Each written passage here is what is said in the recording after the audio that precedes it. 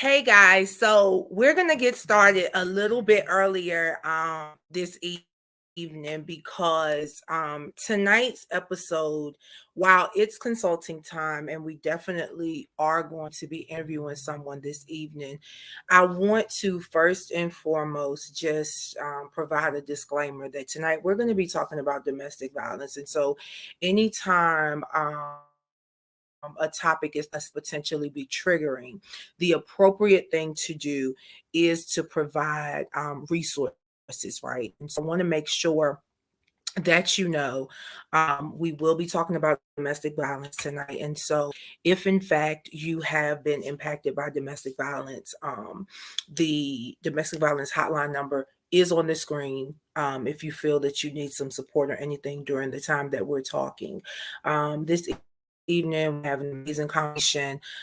These are some of the things that I love to kind of dive into, simply because coming from a background in the criminal justice system and behavioral health system, and now on the legal side of things, I embrace our victims, survivors, the families thereof. But guys, one of the other things is that a lot of times we also have to embrace the perpetrators and offenders, because many times they are victims.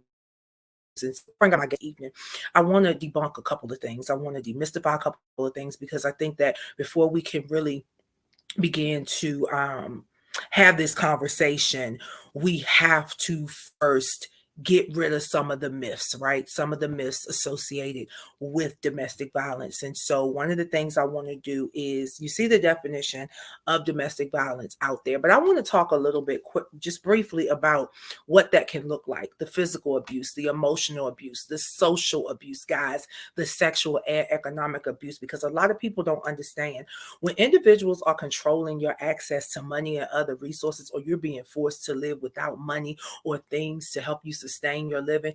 That is abuse. That is economic or financial abuse. That is a form of domestic violence. If you're being isolated, if you've been isolated from your friends and family, they don't want you to talk to your friends and family, you can't leave home and things, that's indicative of social abuse, which is also domestic violence. So I know, I'm not talking about the physical and emotional abuse, because so many people understand that, right? So many people know that, of course, hitting is abuse.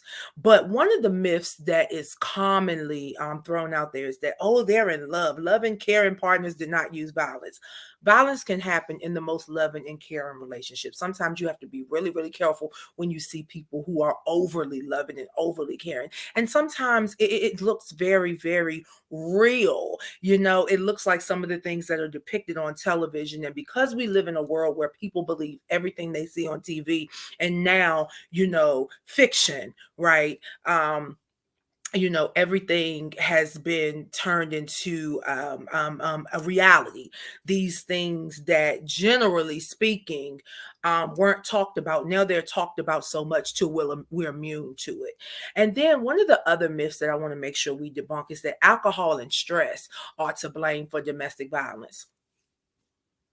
They're not an excuse for domestic violence. They're not an excuse for domestic violence. It's up to the person who commits domestic violence to accept responsibility. So with that, I'm going to bring out Miss Shirley Carson, and Shirley is going to tell her story. Hi, Miss Shirley. Hello. How are you? So first and foremost, please introduce yourself. I'm great. Please introduce yourself to everybody, and let's just dive right in and talk about Okay. your story. Awesome. My name is Shirley Carson. I am the founder and CEO of Survivor's Vision. Survivor's Vision is my nonprofit that I created after going through domestic violence for 13 years with a partner. And once I got out of the situation and decided enough was enough, I sat down and I decided that I wanted to take my pain and turn it into my purpose. So that's where I came up with Survivors Visions at. So I go out, I mentor, I speak, I do shows. and I help people that may be going through something similar to what I went through. So I just try to be that support for them, to let them know that help is out there. So to piggyback off a couple things that you were saying, far as domestic violence, what I had to learn was it's not always a partner. So domestic violence, yes, when we hear domestic violence, we know that that's with a significant other, but we also can go through violence within a family.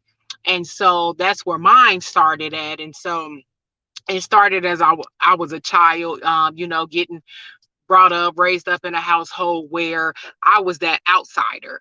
I was that one that was getting treated different. I was that one that, always stayed in trouble, always got the beatings, always. And so once you've lived like that for so long, and as I got older, that was what I was accustomed to. So, I started to fall into these relationships that if you didn't beat me, or if you didn't call me out my name, or if you didn't treat me a certain kind of way, then I didn't want to be with you, because that was the treatment that I received as a child.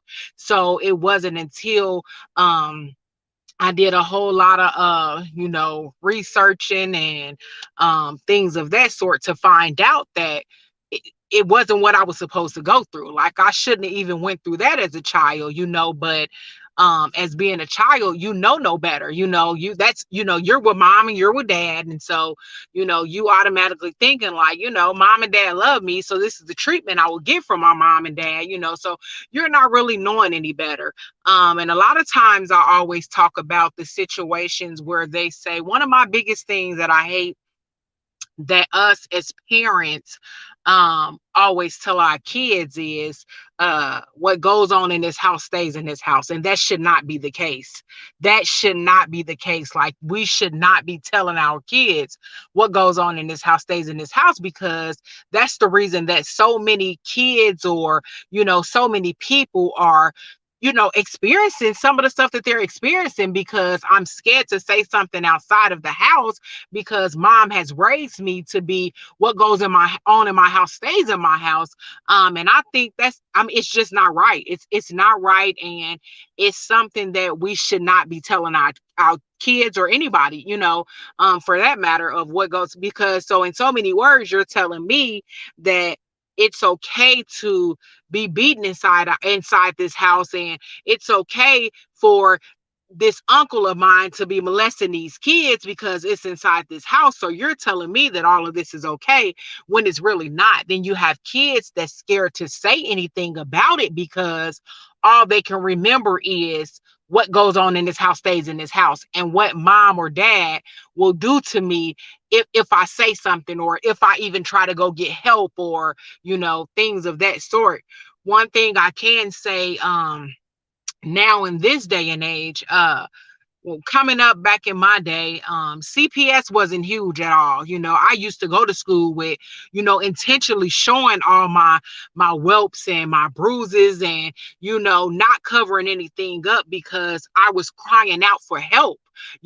So that's the way I was going to school. But back then, CPS not as big as it is now. A kid go to school like that, CPS is instantly being called, and they're jumping right in it. Well, back then, that wasn't the case.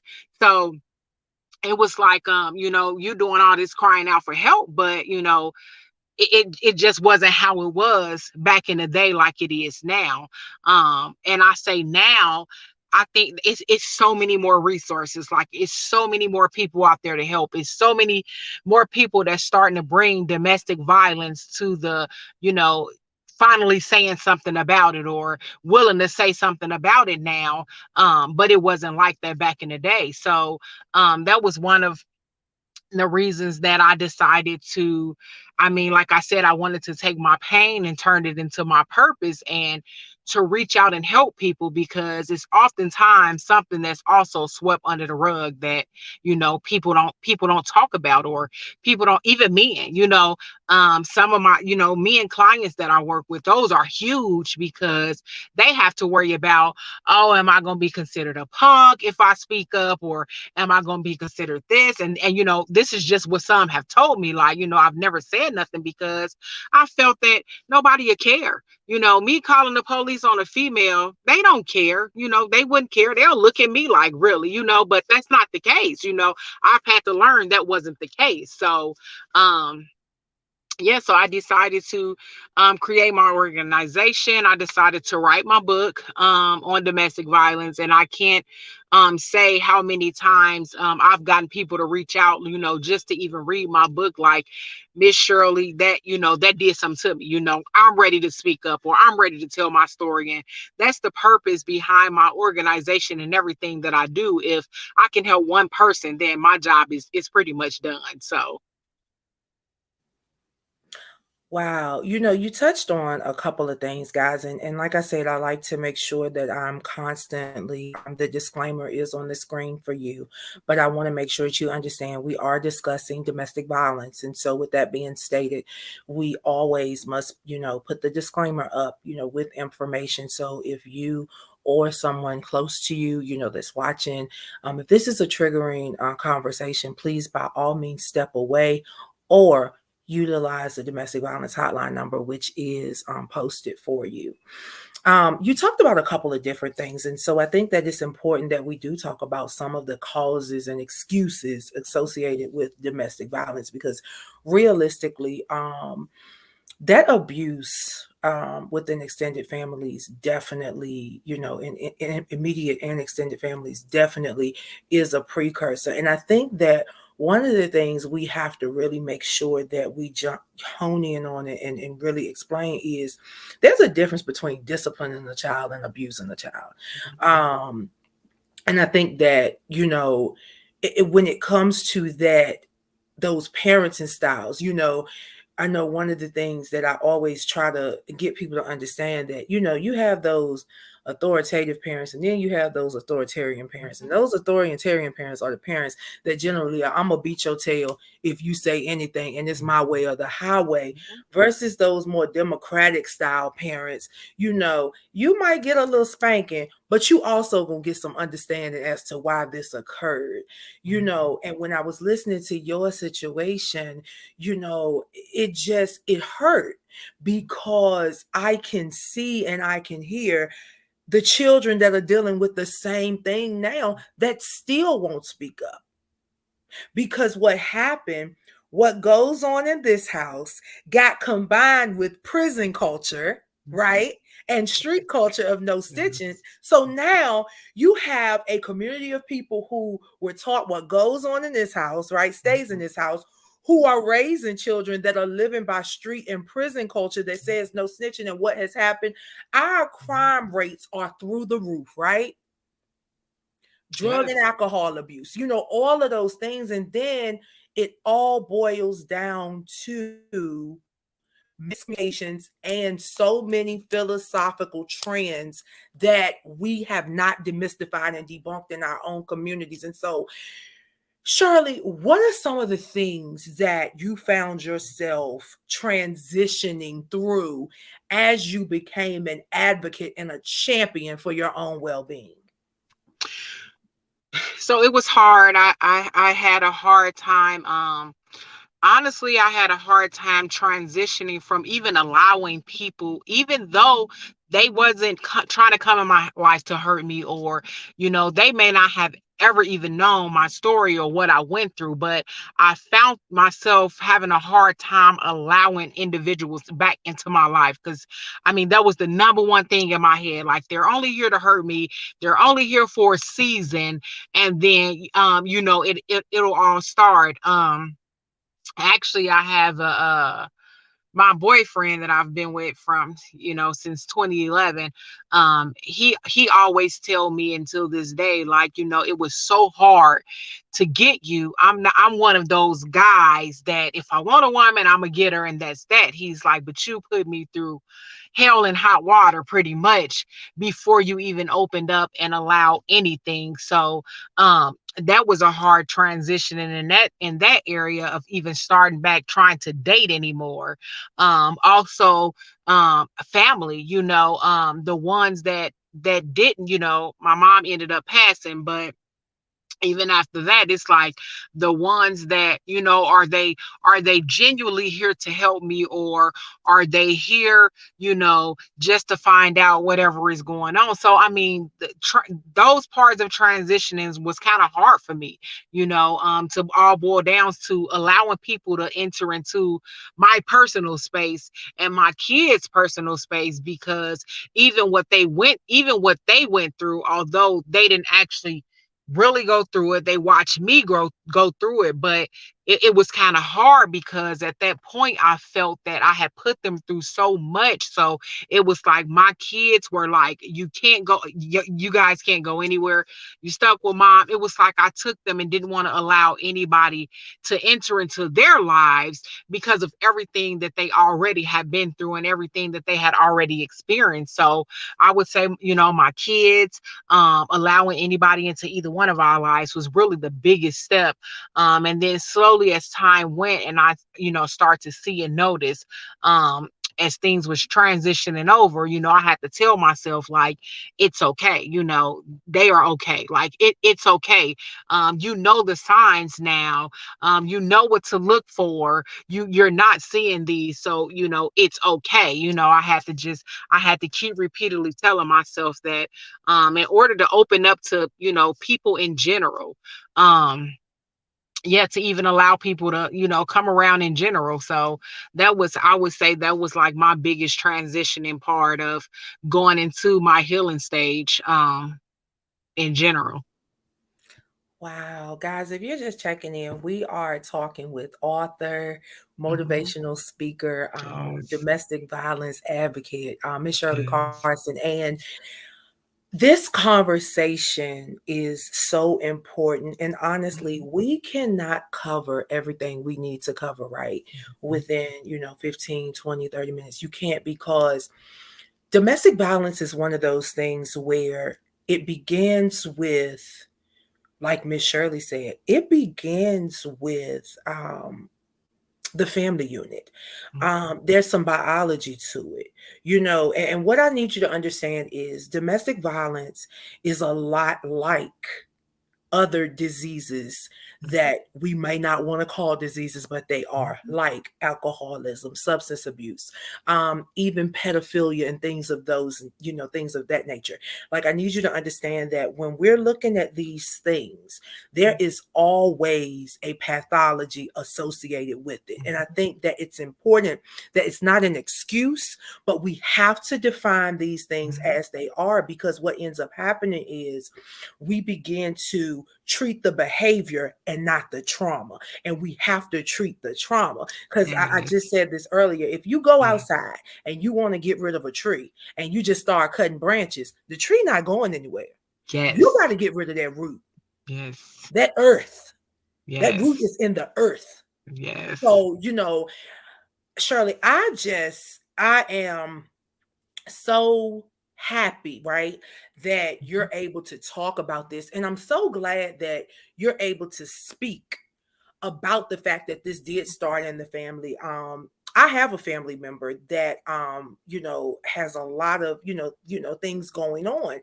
And a lot of times we don't want to talk about the Mhm. history that caused us to get to where we Yes. are. A lot of Yes. people, and guys, this is one thing I want you to know. Pay close attention to your friends and family. If you have Yes. friends and family members that are suffering, that are always sick, they always have medical or psychosomatic illnesses, headaches, stomach aches, pain, they going to this doctor, that doctor, and all of that.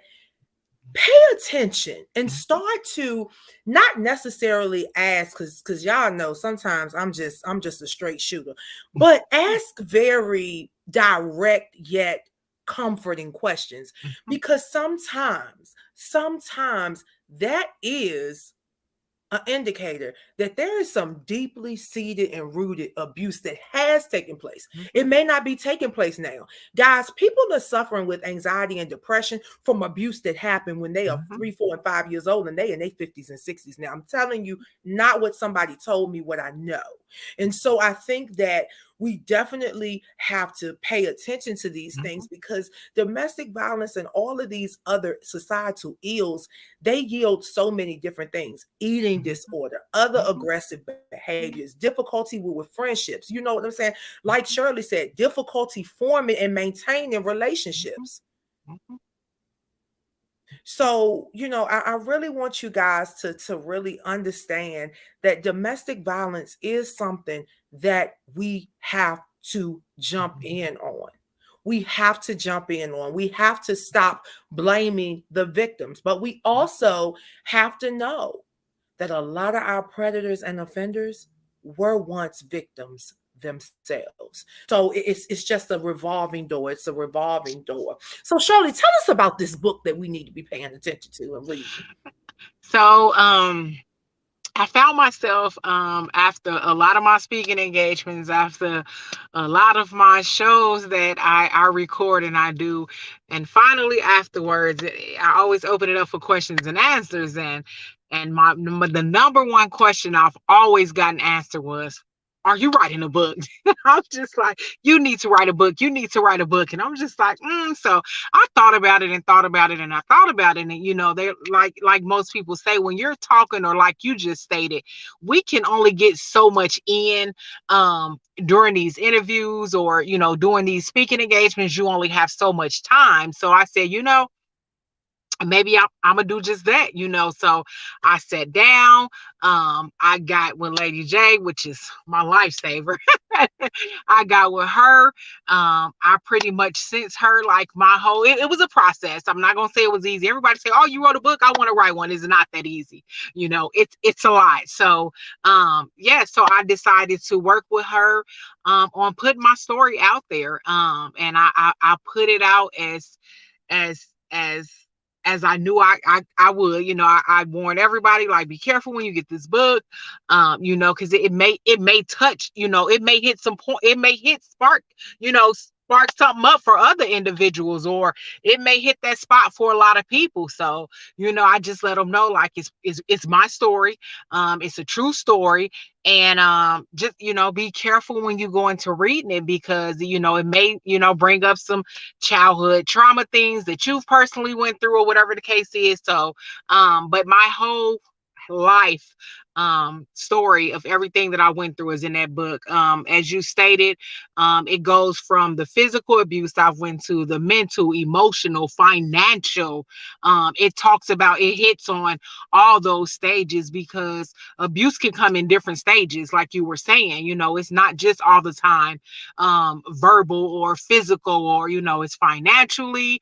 It hits in all of those. So I kind of, each chapter states, starts from the beginning of how it started at home, and then I go through each chapter of how everything else pretty much played out. So it talks about the physical, it talks about the mental, emotional, financial abuse that I had went through. And I had to just tell myself, I found out that domestic violence is a cycle that repeats itself. And it's not until someone decide enough is enough to break that cycle, and to start your healing process, because that's a big one. When you're getting out of any situation, you can get out of it and say, "I'm done," and I left him, but are you completely healed? And 9 times out of 10, you're not. So it takes the healing stages for you to go back, and get therapists. And because I did it all, I had to go through a therapist, I had to go through you know everything, to get to my healing point, to be able to talk about my story. It was times I couldn't even talk about my story without bawling.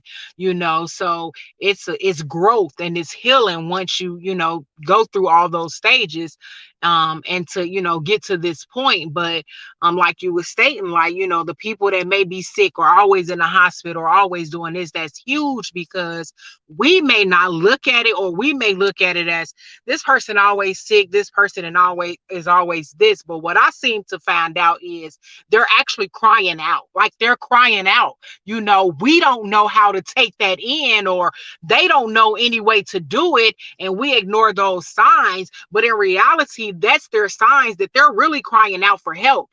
So it takes somebody that they feel comfortable with, to talk about it, and they won't feel comfortable talking to anybody about it. I've learned that I can't just, nobody can't just come up to me and talk about being a deadbeat mom if that's nothing I've ever experienced. So they're more comfortable talking to people that can relate to their story. They're not just going to talk to anybody. If you can't relate to anything that they've been through, then why would I want to open up to you? That was something I had to learn as well. I've had people to say, well, I think my daughter is going through this, but she won't open up and tell me. And I say, my first question is, have you ever experienced domestic violence? If you think that's what you're going through, well, no, that's why I don't understand why she's going through it. Well, that's the first part. She'll never open up to you because you can't relate to anything that she may be going through.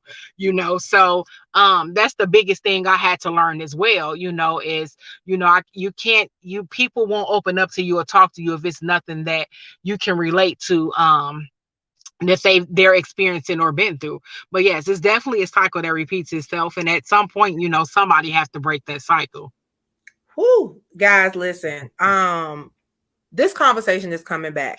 Like I said, we don't have enough time. We don't. And honestly, let's just be real, Shirley. We don't have enough time in a day to go through this because, it's always interesting to me. I see all these panels and all of these experts, if you will, our celebrity experts that are always providing, advice and tips on this. But I often sit back and take a clinical approach to it, right? And I sit there sometimes and I'm thinking, no one has given a trigger warning before this conversation occurred. Where is the clinician that has been ordained to cover this conversation? There are often a lot of us in the crowd, but there needs to be an identified person that can take the people that are triggered away and really talk. Because what, guys, and I want you to understand something. We're not saying don't have the conversations about these things, but make sure you have clinically sound individuals in position when you're hosting these panels and these seminars. Guys, I know I joke and I rant a lot, but these individuals with all of these online certificates and honorary doctorates and all of this stuff, they have not been through anybody's clinical training to do anything. These honorary things and these certificates can be purchased online. True clinicians have to sit through at minimum 1,500 to 2,500 clinical hours. In the state of Virginia, we had to sit through 4,000 hours and still had to do residency. So, guys, I beg of you, please, please, please do not be bamboozled by these experts and moguls that you are unable to verify their credentials, guys. Domestic violence, substance abuse, guys, even infertility, because I'm seeing a whole lot of infertility experts popping up. All of these things can cause severe anxiety and depression. And guys, those things can lead to suicide and often homicide. Yes. So I beg you, please, please, please make sure that when you are consulting with people, you consult with people that have sat through Mhm, some form of clinical and theoretical training, guys. That's mhm. that's my only call to action for you.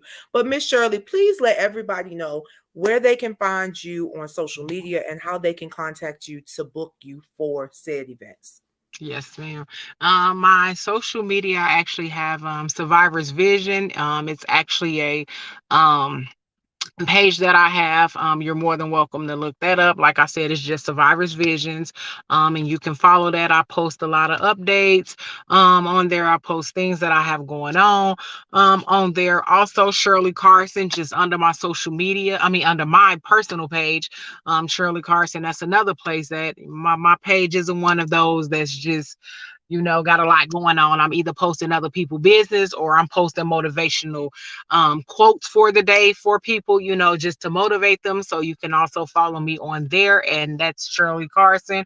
Also on Instagram, you can follow me at Shirley Carson 71. Most of the stuff that I post on my Facebook goes to my Instagram page, and also Survivors Visions on Instagram as well. Um, you can also reach out and contact me at 317-556-4986 if you just have any questions. If you don't want to call me, you're more than welcome to shoot me a text message. I have a lot of that. You're more than welcome to inbox me. I also have survivorsvisions.com where you can maybe shoot me a message on there as well, or through my email as well. So, but mostly I'm always on my social media if you need me. Also, my book is called Unbreakable. You can find that on Amazon. Within 2 days of me releasing that book, it hit number one on Amazon. So, it's called Unbreakable. You can also go on Amazon and purchase that book as well. So, Guys, that's about it. I mean, with a conversation like this, you don't need a whole lot of conclusion. It is what it mhm, is. This conversation will never end. And so, guys, thank you so much for tuning in, Miss Shirley. Thank you for coming on and telling no your story and being problem. so vulnerable with us. No This is all problem. about purpose over popularity. And tonight, Absolutely. you got served joy, Thank jewels, you. and justice. So, you have a great evening. You Ladies do the and gentlemen, same. thank you so much for tuning in. Until next week, have a blessed rest of your week. Yes.